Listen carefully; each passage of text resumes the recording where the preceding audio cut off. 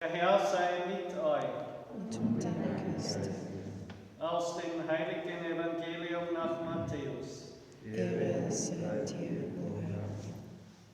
In jener Zeit, als Jesus an das andere Ufer kam, in das Gebiet von Gadara, liefen ihm aus den Grabhöhlen zwei Besessene entgegen. Sie waren so gefährlich, dass niemand den Weg benutzen konnte, der dort vorbeiführte. Sofort begannen sie zu schreien: Was haben wir mit dir zu tun, Sohn Gottes? Bist du hierher gekommen, um uns schon vor der Zeit zu quälen? In einiger Entfernung weidete gerade eine große Schweineherde. Da baten ihn die Dämonen: Wenn du uns austreibst, dann schick uns in die Schweineherde. Er sagte zu ihnen: Geht. Da verließen sie die beiden und fuhren in die Schweine.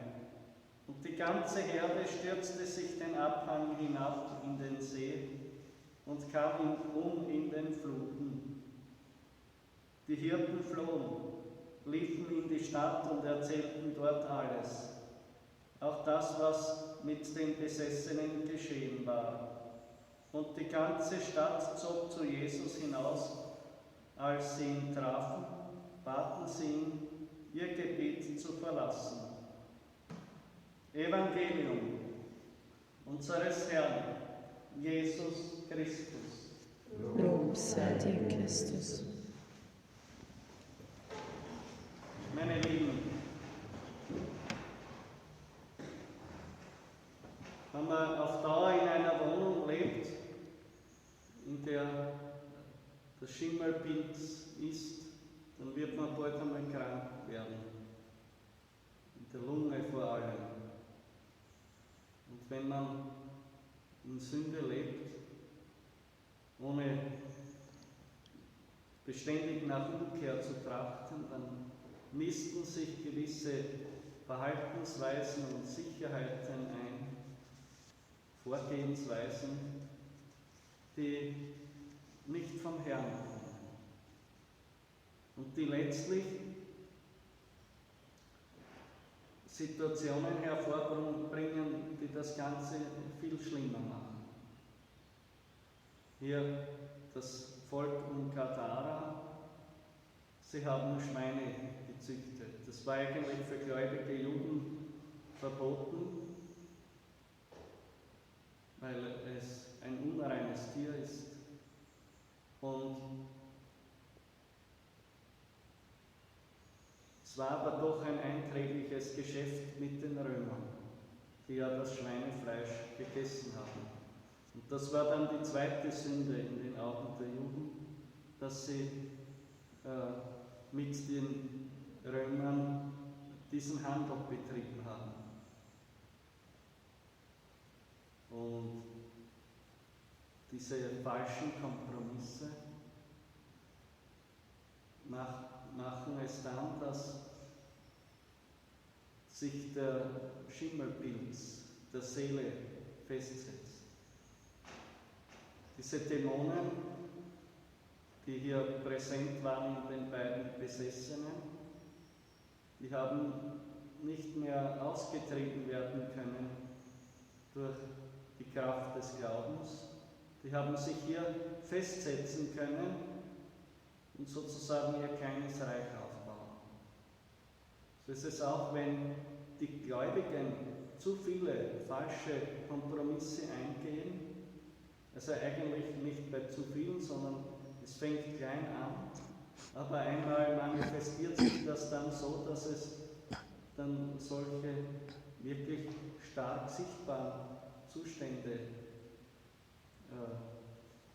gibt,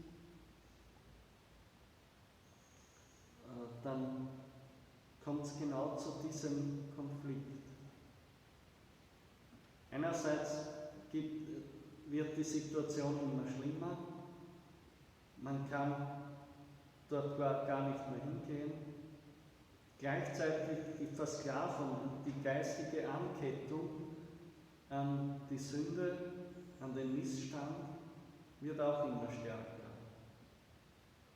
sodass dann obwohl sie gesehen haben, dass der Herr wirklich hier reinen Tisch macht und die Schweineherde gleich mit in den See schmeißt, sozusagen, mitsamt der Dämonen, das ist ihnen dann nicht recht. Der Zustand, wie er vorher war ihnen lieber, wie der Zustand, den der Herr schenkt, in seiner Heilung, Reinigung, Befreiung, Stärkung. Das kommt immer wieder auch vor, dass Christen lieber zu dem Tod zurückkehren, den sie einmal früher gewählt haben, weil sie das Bequemere wollen, weil sie nicht sich ganz klar entscheiden möchten. Man haust lieber mit den Dämonen, aber ohne klare Entscheidung. Man geht lieber an den Folgen der Sünde zugrunde, anstatt sich vom Herrn wahrhaft Reinheit und Freiheit schenken zu lassen.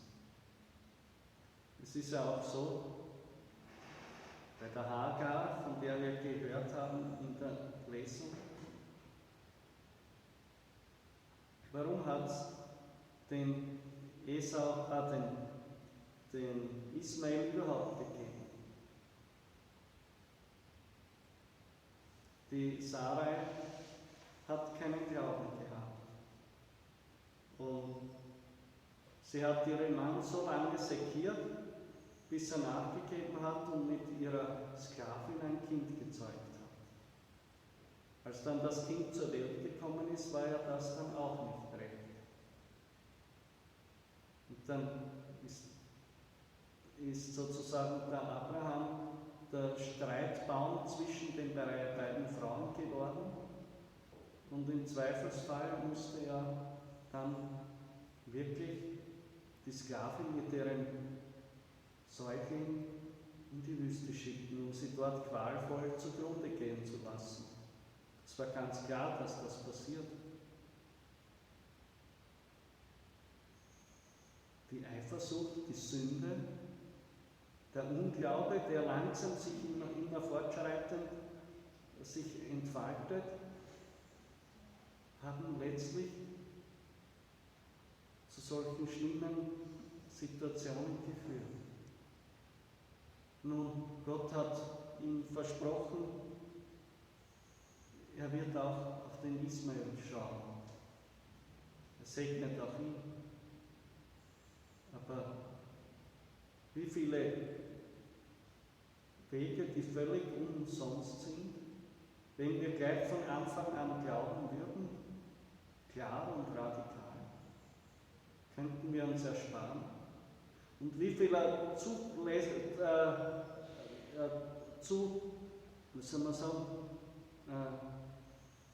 Ballast, der noch dazu kommt, müssen wir tragen, weil wir in gewissen Punkten nicht klar sind.